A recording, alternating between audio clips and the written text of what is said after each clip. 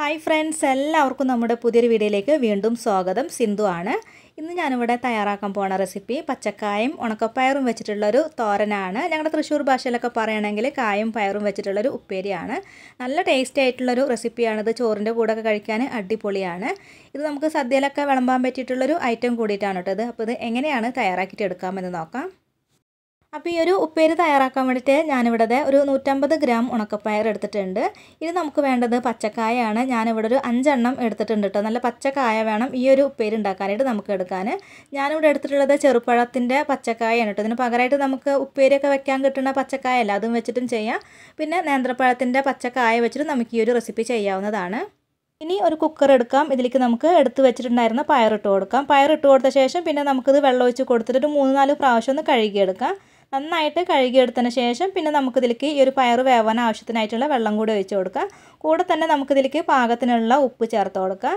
ഇനി ഈ ഒരു പയർ പെട്ടെന്നൊന്ന് വെന്ത് കിട്ടാനായിട്ട് ഇതിലോട്ട് നമുക്ക് 1/2 ടീസ്പൂണോളം വെളിച്ചെണ്ണ കൂടെ ഒഴിച്ച് കൊടുക്കാം. വെളിച്ചെണ്ണ ഒഴിച്ച് കൊടുത്തിട്ട് വേവിച്ചിട്ട് എടുക്കുകയാണെങ്കിൽ പയർ പെട്ടെന്ന് തന്നെ വെന്തിട്ടൊക്കെ കിട്ടും.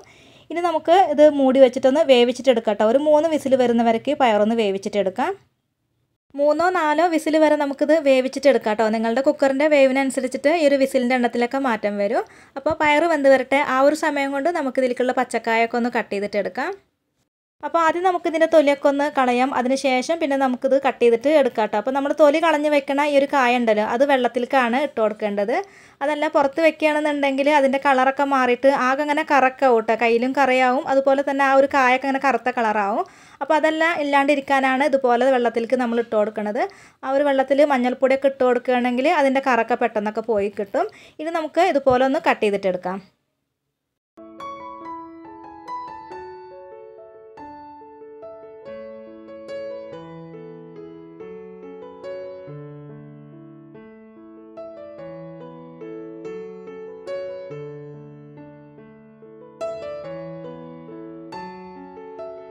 ഇപ്പോൾ അതേ കായെല്ലാം ഞാൻ ചെറുതാക്കിയിട്ട് കട്ട് ചെയ്തിട്ട് എടുത്തിട്ടുണ്ട്. ഇനി ഞാനിവിടെ കുറച്ച് ചുവന്നുള്ളിയും കുറച്ച് വെളുത്തുള്ളിയും പിന്നെ കുറച്ച് ഉണക്കമുളക് കൂടെ എടുത്തിട്ടുണ്ട്.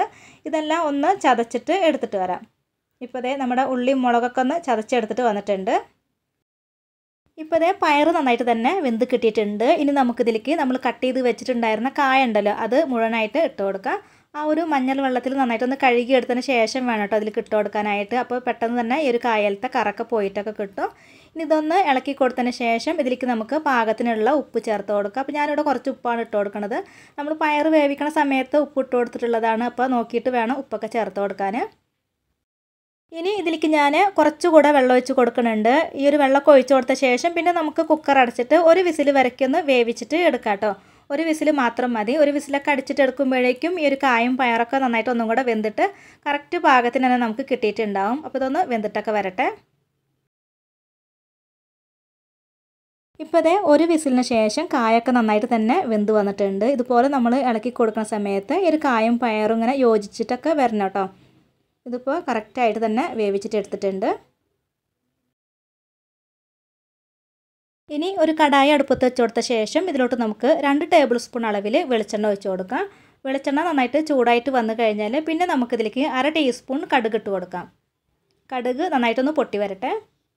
ഇപ്പോൾ കടുകെല്ലാം നന്നായിട്ട് തന്നെ പൊട്ടി വന്നിട്ടുണ്ട്. ഇനി നമുക്കിതിലേക്ക് ഉള്ളി മുളക് ചതച്ചതൊക്കെ ഇട്ട് കൊടുത്തിട്ടൊന്ന് വഴറ്റിയെടുക്കാം. ഇതൊന്ന് മൂത്ത് വരുന്ന വരയ്ക്കൊന്ന് വഴറ്റിയെടുക്കാം കേട്ടോ. അതിൻ്റെ ആ ഒരു പച്ചമണം പോണ വരയ്ക്കൊന്ന് വഴറ്റിയെടുക്കാം. ഇനി ഇതിലോട്ട് ഞാൻ കുറച്ച് ഫ്രഷ് ആയിട്ടുള്ള കറിവേപ്പില കൂടെ ചേർത്ത് കൊടുക്കുന്നുണ്ട്. ഈ ഒരു കറിവേപ്പിലൊക്കെ ഇട്ട് കൊടുത്ത ശേഷം ഇതെല്ലാം കൂടെ ഒന്ന് ഇളക്കി കൊടുത്തിട്ട് പിന്നെ നമുക്കിതിലേക്ക് നമ്മൾ വേവിച്ച് വെച്ചിട്ടുണ്ടായിരുന്ന കായും പയറും ഉണ്ടല്ലോ, അതൊക്കെ ഒന്ന് ഇട്ട് കൊടുക്കാം. ഇനി ഇതെല്ലാം കൂടെ നന്നായിട്ടൊന്ന് മിക്സ് ചെയ്തിട്ട് എടുക്കാം കേട്ടോ. നന്നായിട്ടൊന്ന് മിക്സ് ചെയ്തിട്ട് എടുത്തു കഴിഞ്ഞാൽ നമ്മളുടെ ഒരു കായും പയറും വെച്ചിട്ടുള്ള ഉപ്പേരി ഇവിടെ റെഡിയായി കഴിഞ്ഞു. അപ്പോൾ ഇത്രയേ ഉള്ളൂ. വളരെ സിമ്പിളായിട്ട് തയ്യാറാക്കിയിട്ട് എടുക്കാൻ പറ്റുന്ന ഒരു റെസിപ്പിയാണ്. ഓണസദ്യയിലൊക്കെ വിളമ്പാൻ പറ്റിയിട്ടുള്ളൊരു ഐറ്റം കൂടിയിട്ടാണ് കേട്ടോ ഇത്. അപ്പോൾ ഇത് ട്രൈ ചെയ്തിട്ടുള്ളവരൊക്കെ ഉണ്ടാവും. ചെയ്യാത്തവരൊക്കെ ഒന്നുണ്ടെങ്കിൽ തീർച്ചയായിട്ടും ഒന്ന് ട്രൈ ചെയ്ത് നോക്കണം. വീഡിയോ ഇഷ്ടമായിട്ടുണ്ടെങ്കിൽ ലൈക്ക് ചെയ്യാനും ഷെയർ ചെയ്യാനും കമൻറ്റ് ചെയ്യാനൊന്നും മറക്കരുത്. അടുത്ത നല്ലൊരു റെസിപ്പിയുമായി വീണ്ടും വരാം. താങ്ക്